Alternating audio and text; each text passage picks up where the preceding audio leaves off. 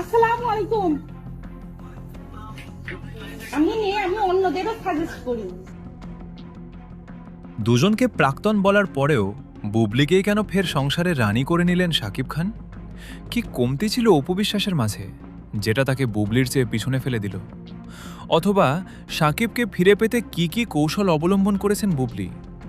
বুবলির ঘর আলোকিত করে দ্বিতীয় সন্তান জন্ম নেওয়ার পর থেকেই অপবিশ্বাসের ভক্তদের মাঝে এসব প্রশ্ন ঘুরপাক খাচ্ছে।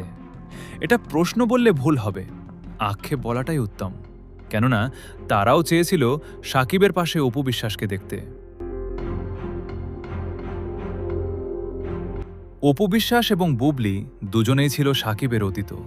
দুটি সংসারেই একটি করে সন্তান ছিল।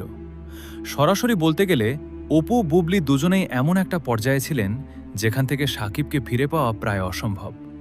অথবা ফিরে পেলেও সেই ভাগ্যবতী কে হবে তা ছিল অনিশ্চিত।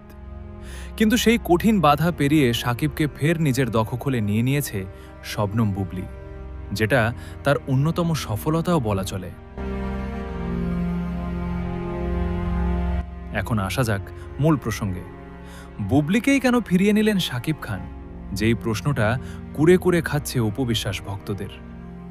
শাকিব খান যেহেতু প্রাপ্তবয়স্ক একজন পুরুষ, তাই নিশ্চিতভাবেই সবটা জেনে বুঝে বুবলিকে ঘরে তুলে নিয়েছেন শাকিব।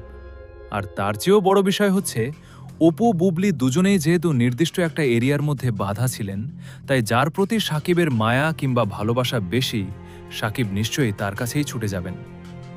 অপবিশ্বাস ও বুবলি দুজনেই যেহেতু মন থেকে জীবনসঙ্গী হিসেবে চেয়েছিল শাকিবকে, তাই শাকিবের কাছে যাকে বেটার মনে হয়েছে শাকিব তাকেই ঘরে রানী করে তুলেছেন।